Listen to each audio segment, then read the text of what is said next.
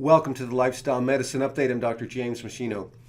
Eating tofu and foods that contain higher amounts of isoflavones was associated with an 18% reduced risk of developing coronary heart disease, especially in young women and postmenopausal women not using hormone replacement therapy. This was the finding of a large study involving researchers at Harvard University Medical School and Brigham and Women's Hospitalized data from more than 200,000 subjects who participated in 3 prospective health and nutrition studies. These are 3 large studies involving over 200,000 people over a long period of time. All the subjects were free from heart disease and cancer at the beginning of the study.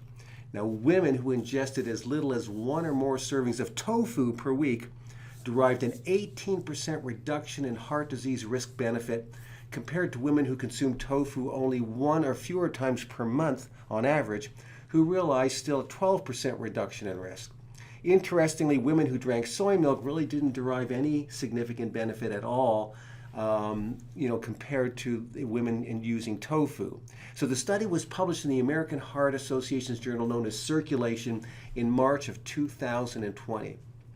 Now, tofu is much higher in unique phytonutrients known as isoflavones like genistein and diadzine than is soy milk. So tofu has these unique molecules called isoflavones, whereas soy milk is highly processed, doesn't contain the isoflavones. These isoflavones have been shown to open up or dilate coronary blood vessels, improving blood flow to the heart muscle itself. This process is known as endothelial function, and improved endothelial function is linked to reduced risk of heart attacks and heart disease in many studies. So populations that traditionally consume isoflavone-rich diets, including tofu, such as China and Japan, have lower heart disease compared to populations that follow a largely meat-rich and vegetable-poor diet. We've known this for many, many years. So I believe this is an important study, as some people think that tofu is a highly processed soy product and should be avoided, and others have expressed a belief that only fermented soy products are beneficial to human health.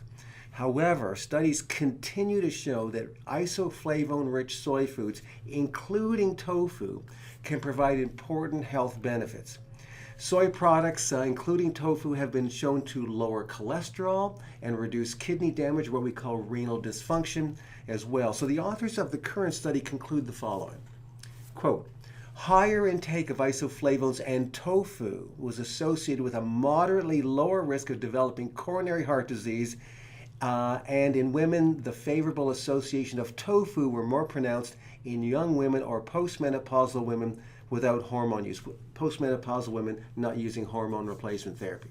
So I've included the reference and the references actually for this information in the text below. Thank you for watching, and I'll see you next time.